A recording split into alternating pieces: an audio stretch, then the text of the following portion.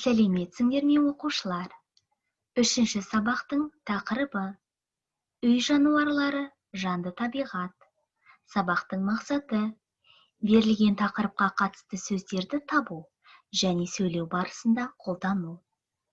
Жаңа тақырып бойынша жаңа сөздерді сөздікке жазамыз.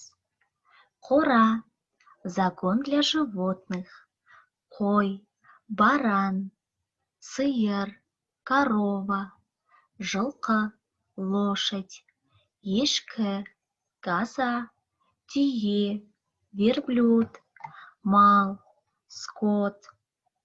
Жарайсыңдар, осы сөздерді міндетті түрде сөздікке жазып алыңдар. Оқылым, 3-ші тапсырма, 12-ші бет. Мәтінді оқы, сұрақтарға жауап бер.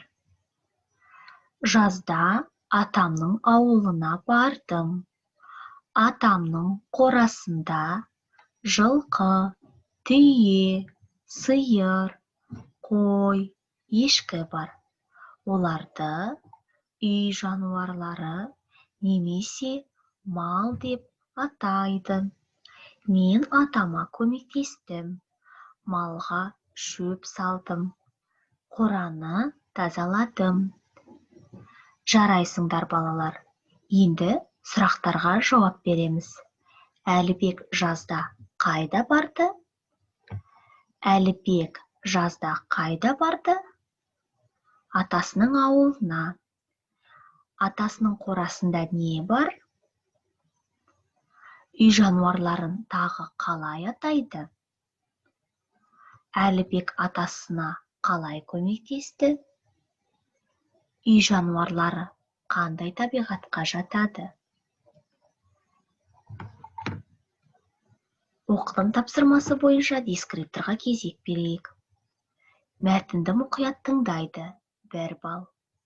Мәтінді түсініп оқиды, 1 балл. Сұрақтарға жауап береді, 1 балл. Жазылым тапсырмасына кезек берейік. 4-ші тапсырма, 13-ші бет. Көп нүктенің орнына керекті сөзді қойып жаз. Керекті сөздер: үй жануарлары, өседі, сиыр, қой, жанды, жылқы, ешкі, түйе. Мынау бізде жылқы. Мынау не нәрсе? Мынау не нәрсе? Сабақтың басында сөздікке жазған сөздерді қарап отырып, керекті сөздерді көп нүктенің орындарына қойып жазамыз. Жазылым тапсырмасы бойынша керекті сөздерді қолдана отырып, 6 сөйлемді дұрыс жазсаңыздар, 1 балдан әр сөйлемге беріледі. Сөйлемдерді қатесіз, таза жазсаңыздар, тағы да 1 ұпай берілетін болады. Жақсы балалар, сабақ осымен аяқталды. Сау болыңдар.